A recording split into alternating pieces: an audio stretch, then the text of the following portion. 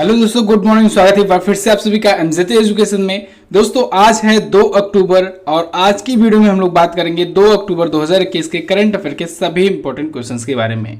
Video को आगे बढ़ाएं इससे पहले आप सभी को महात्मा गांधी जी की जयंती की हार्दिक शुभकामनाएं, साथ ही साथ हमारे पूर्व प्रधानमंत्री लाल बहादुर शास्त्री जी की भी जयंती की बहुत बहुत शुभकामनाएं। आज इन दोनों महापुरुषों की जयंती है। आज की वीडियो में हम लोग बात करेंगे 2 अक्टूबर 2021 के करंट अफेयर के बारे में। वीडियो को लाइक कर दीजिएगा, शेयर कर दीजिएगा। चैनल पर नए आए हो चैनल को सब्सक्राइब कर देना। बहुत ही इंपॉर्टेंट क्वेश्चन आए हुए हैं। इस वीडियो की पीडीएफ फाइल और डिटेल्स के साथ क्विज मिलेगी आपको दोस्तों एमजेटी ऐप पर। वीडियो को एंड तक देखना, बहुत ही खास सरप्राइज भी है आपके लिए इसी वीडियो में। चलिए बात करते हैं लास्ट डे के क्वेश्चन की। लास्ट डे का हमारा पहला क्वेश्चन था आपसे, वुड बफेलो नेशनल पार्क किस देश में है? तो यह है कनाडा में। तमाशा महाराष्ट्र का लोक नृत्य है। रेड क्रॉस का हेडक्वार्टर जिनेवा में है। जूडो दोस्तों जापान का राष्ट्रीय खेल होता है। चलिए बात करते हैं आज के दिन के पहले क्वेश्चन की। पहला क्वेश्चन है, 1 अक्टूबर 2021 को निम्न में से कौन सा दिवस मनाया गया? तो दोस्तों 1 अक्टूबर को 3 महत्वपूर्ण दिवस मनाए गए। अंतर्राष्ट्रीय कॉफी दिवस, अंतर्राष्ट्रीय वृद्धजन दिवस और विश्व शाकाहारी दिवस। तो उपरोक्त सभी ऑप्शन आपका बिल्कुल हो जाएगा करेक्ट। अब देखिए इन तीनों दिवस को एक ही क्वेश्चन में लिया गया है जिससे क्वेश्चन की संख्या ना बढ़े। दिवस मैं समझ रहा हूँ आजकल बहुत ज़्यादा आ रहे हैं, तो कुछ लोग को प्रॉब्लम भी होती होगी कि बहुत ज़्यादा दिवस आ रहे हैं, इनको कैसे याद रखा जाएगा। आपको बिल्कुल टेंशन लेने की जरूरत नहीं है, मैं बार बार आपका रिविजन करा दिया करूँगा, आपको तैयार हो जाएगा। ठीक है, तो फिलहाल इंटरनेशनल कॉफ़ी डे, अंतर्राष्ट्रीय वृद्धजन दिवस या कहें बुजुर्ग दिवस और विश्व शाकाहारी दिवस, ये तीनों दिवस मनाया गया। इन तीनों दिवस के बारे में छोटी छोटी जानकारी ले लीजिए। जैसे अंतर्राष्ट्रीय कॉफ़ी दिवस दोस्तों 2015 से रेगुलर तरीके से अंतर्राष्ट्रीय स्तर पर मनाया जाना शुरू हुआ है, जबकि इसमें मनाने वाला पहला देश था नेपाल, जिसने 2005 में इसे पहली बार मनाया था। लेकिन इंटरनेशनल कॉफ़ी ऑर्गेनाइजेशन के द्वारा ऑफिशियल तरीके से 2015 के बाद से रेगुलरली मनाया जाता है। अंतर्राष्ट्रीय वृद्धजन दिवस के बारे में बात करें, international day of older person, तो 1 अक्टूबर को ये भी मनाया जाता है। बुजुर्गों को प्रभावित करने वाले मुद्दों जैसे बुढ़ापा, बड़े दुर्व्यवहार के बारे में जागरूकता बढ़ाना, ठीक है, कि उनसे कैसे सही तरीके से व्यवहार किया जाए, इन सब के बारे में अवेयरनेस फैलाने के लिए ये मनाया जाता है। इस बार की थीम रखी गई है digital equity for all ages. अगला इम्पोर्टेंट डे है विश्व शाकाहारी दिवस, जो कि मनाया जाता है 1 अक्टूबर को। ठीक है, तो 1 अक्टूबर को विश्व शाकाहारी दिवस और 1 से 7 अक्टूबर को अंतर्राष्ट्रीय शाकाहारी सप्ताह भी मनाया जाता है, ये भी याद रखना है। ठीक है, अंतर्राष्ट्रीय शाकाहारी सप्ताह 1 अक्टूबर से 7 अक्टूबर के बीच में मनाया जाता है। अच्छा, अभी कल वृद्धजन से एक क्वेश्चन आया था, रिवीजन कर लीजिए। एल्डर लाइन नाम का एक हेल्पलाइन लॉन्च किया गया था। क्या? एल्डर लाइन नाम का एक हेल्पलाइन लॉन्च किए जाने की घोषणा हुई थी। मैंने आपको बताया था ना कि 1 अक्टूबर को लॉन्च होगा वो। ठीक है, चलिए अगला देखते हैं। वो बुजुर्गों के लिए हेल्पलाइन थी। अगला क्वेश्चन, चाइना ने कब तक चंद्रमा पर मानव क्रू भेजने की घोषणा की? तो चाइना ने घोषणा की है कि वो 2028 तक चंद्रमा पर मानव क्रू मिशन भेजेगा।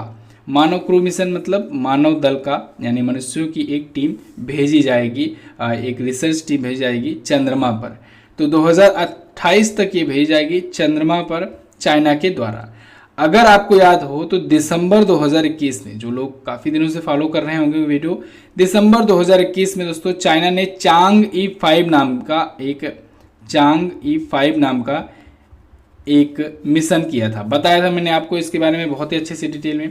ये दोस्तों सैंपल लेने गया था, ये चंद्रमा की धरती पर सैंपल्स इकट्ठा करने गया हुआ था। अब सैंपल्स इकट्ठा करके आया है तो इस पर रिसर्च वगैरह होगी, कुछ साल लगेंगे, 4 से 5 साल, 10 साल, देखिए 8 साल लग रहे हैं, क्योंकि 2020 में गया था, अब 2028 तक लग रहा है। तो 8 सालों के आसपास में अब ये मनुष्य को भेजने के लिए कैपेबल हो जाएगा चाइना। ठीक है, तो ये चांग-ई 5 मिशन आपको याद रखना है।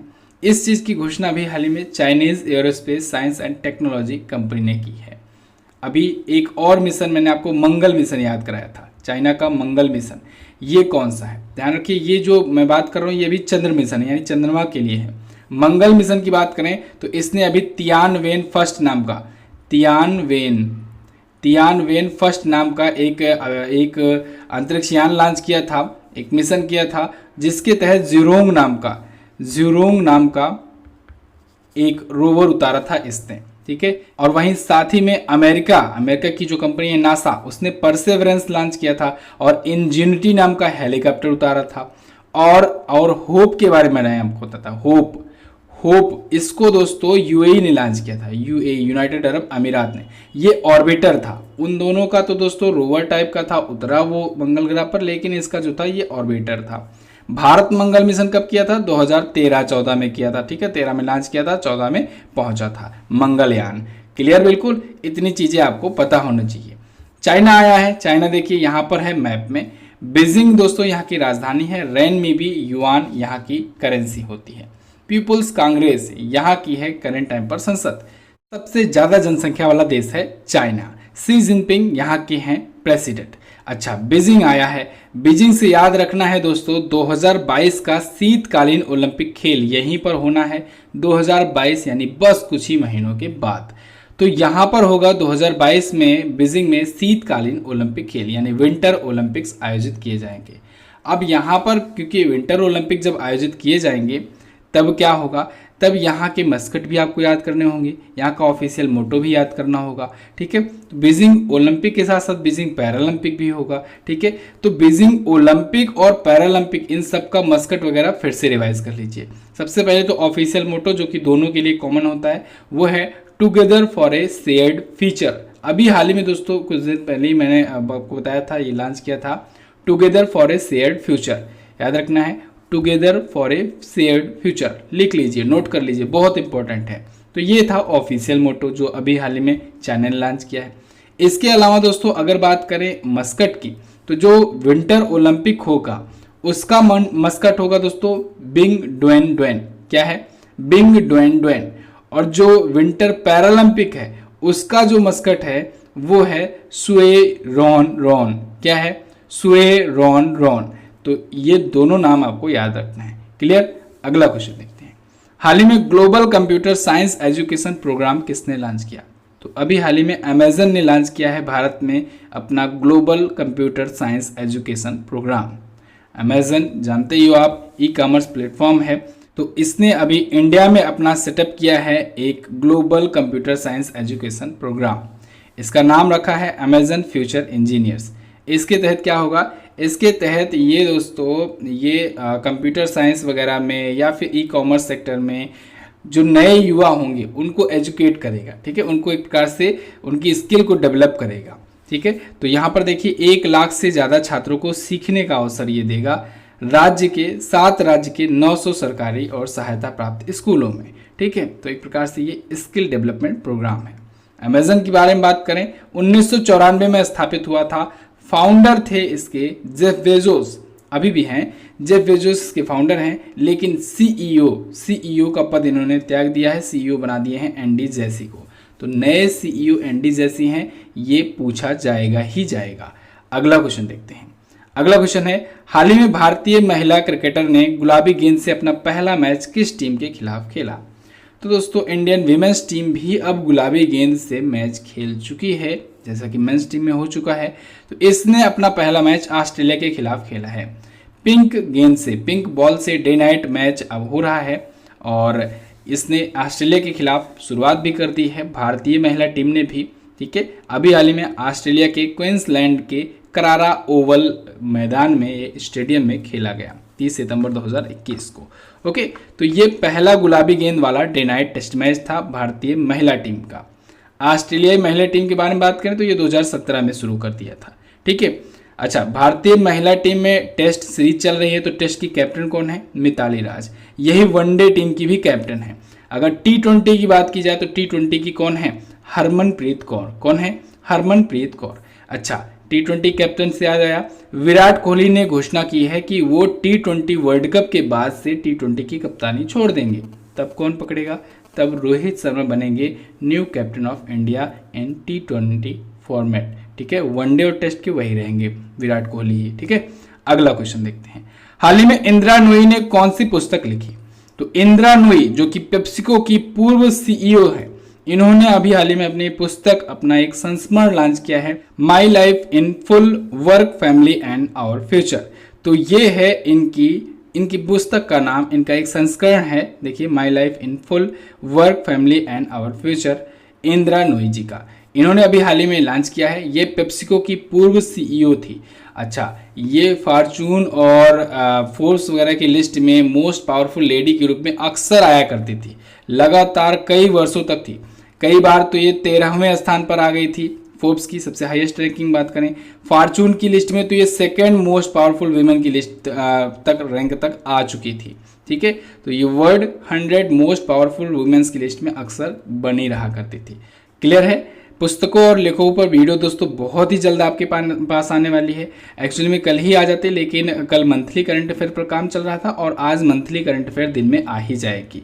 मंथली करंट अफेयर का पार्ट 2 सितंबर मंथ का। ठीक है, और इसके बाद जस्ट नंबर लगेगा बुक एंड अर्थर का। ठीक है, चलिए, क्योंकि बहुत सारे बुक एंड अर्थर इकट्ठे हो चुके हैं। अगला क्वेश्चन देखते हैं। नेशनल सिक्योरिटीज डिपॉजिटरी लिमिटेड का एमडी और सीईओ किसे नियुक्त किया गया? तो अभी हाल ही में पद्मजा चंद्रू जी को नियुक्त किया गया है नेशनल सिक्योरिटीज डिपॉजिटरी लिमिटेड यानी NSDL का नया एमडी और सीईओ यानी मैनेजिंग डायरेक्टर और chief executive officer Padmaja Chandru. नाम तो आपको याद ही होगा। ये दोस्तों अभी इंडियन बैंक से रिटायर हुई हैं। ठीक है, इंडियन बैंक की ये एमडी और सीईओ हुआ करती थी पद्मजा चंद्रू। तो वो वहां से हटी और अब NSDL की नई सीईओ और एमडी बना दी गई हैं।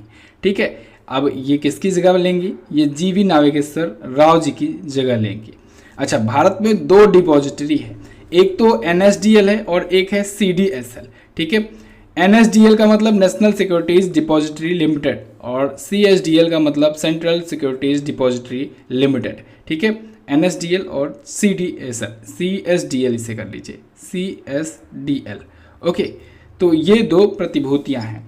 एक होता है सेबी आप जानते हो ना, securities and exchange board of India.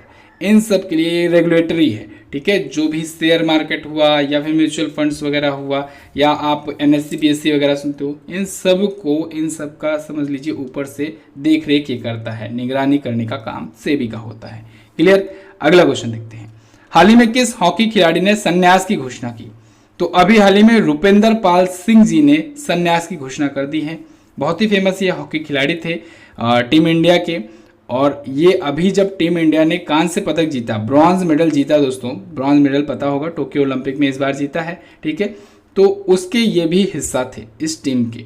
इन्होंने फिलहाल इस्तीफे की घोषणा कर दी है। 30 साल की इनकी उम्र हो चुकी है और इन्होंने ये बताया है कि ये युवाओं को मौका देना चाहते हैं। 13 साल का इनका लंबा कैरियर रहा हॉकी में। 233 मैचों में इंडिया को इन्होंने रिप्रेजेंट किया और अब जा करके इन्होंने संन्यास की घोषणा कर दी है। आपको एक बात याद रखनी है, टोक्यो ओलंपिक 2020 में भारतीय हॉकी टीम ने ब्रॉन्ज मेडल जीता है। अच्छा, ध्वजवाहक पूछा जाए तो ध्वजवाहक थे मनप्रीत सिंह जी, जो कि हॉकी इंडिया के कैप्टन हैं। ठीक है, यही थे फ्लैग बियरर टोक्यो ओलंपिक में। और मैरी कॉम भी थी, हालांकि मैरी कॉम महिलाओं के लिए थी। अगला question, Hurun India rich list 2021 के अनुसार सबसे अमीर व्यक्ति कौन बने? तो दोस्तों हुरून इंडिया रिच लिस्ट 2021 जारी हुई है और एक बार फिर से टॉप पर हैं मुकेश अंबानी। मुकेश अंबानी लगातार 10 वर्षों से टॉप पर बने हुए हैं हुरून इंडिया की रिच लिस्ट में। पूरा हम लोग लिस्ट जानेंगे और टॉप 3 तो आपको बिल्कुल याद ही होना चाहिए। देखिए, टॉप 3 में सबसे पहले तो मुकेश अंबानी है, सेकंड पर गौतम अडानी है और थर्ड पर कौन है? शिवा नादर। थर्ड पर है शिवा नादर। यहाँ पर शिवा नादर की इमेज नहीं है, इनमें से ये दोनों नहीं है। ठीक है, चलिए, तो शिवा नादर जो HCL के हैं, HCL टेक्नोलॉजी के, वो थर्ड पर हैं। उनकी कुल संपत्ति है 2,36,600 करोड़ रुपए। गौतम अडानी की कुल संपत्ति है 5,05,900 करोड़ रुपए, अडानी ग्रुप के हैं। मुकेश अंबानी रिलायंस इंडस्ट्रीज के लगातार 10 वर्षों से टॉप पर रहने वाले 7,18,000 करोड़ की इनकी संपत्ति है। अगर ग्रोथ की मामले में बात करें तो गौतम अडानी की संपत्ति लगातार तेजी से बढ़ रही है और मैं भी आगे चल कर के ये पीछे भी कर सकते हैं मुकेश अंबानी को। ओके, हुरून इंडिया की रिच लिस्ट में दोस्तों बताया गया है कि 119 शहरों के टोटल 1007 व्यक्ति इसमें शामिल है, जिनकी इसमें ऐसे व्यक्तियों को शामिल किया गया है जिनकी नेटवर्थ जो है कम से कम 1000 करोड़ से ज़्यादा है। ठीक है, यानी इससे ऊपर के ही लोगों को इस लिस्ट में शामिल किया गया है। भारत में टोटल 237 अरबपति हैं, पिछली साल की अपेक्षा 58 ज़्यादा हैं। क्लियर है। अच्छा दोस्तों, मैंने आपको कल के डेली लाइव टेस्ट में मैंने आपको शाम को बताया था कल बहुत बड़ा डिस्काउंट आने वाला है। गांधी जयंती ऑफर पर दोस्तों हमारे सभी पेड कंटेंट पर 50% का डिस्काउंट है।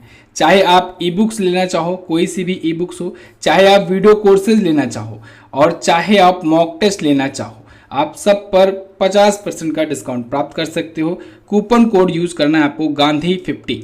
स्पेलिंग देख लीजिएगा, विदाउट स्पेस कैपिटल लेटर में गांधी 50। ये कूपन कोड अगर आप अप्लाई करोगे तो 50% का डिस्काउंट मिल जाएगा हमारी सभी ई बुक्स में, वीडियो कोर्सेज में और मॉक टेस्ट वगैरह में। देखिए वीडियो कोर्स में अगर बात करें तो हिंदी का बहुत ही शानदार वीडियो कोर्स है, एसएससी जीडी का वीडियो कोर्स आप ले सकते हो, पॉलिटी का वीडियो कोर्स है उसको आप ले सकते हो, ठीक है, मैथमेटिक्स का ले सकते हो।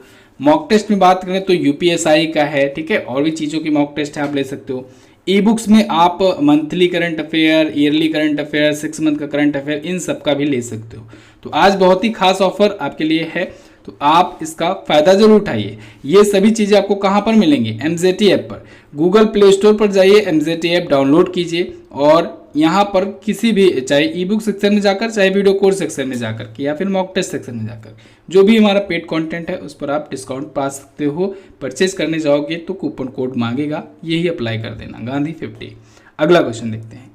भौतिक विज्ञान के लिए शांति स्वरूप भटनागर पुरस्कार 2021 से किसे सम्मानित किया गया? Very very most important question, note down करना बहुत ज़्यादा इंपॉर्टेंट है। ये लिख कर इसको याद कर लेना।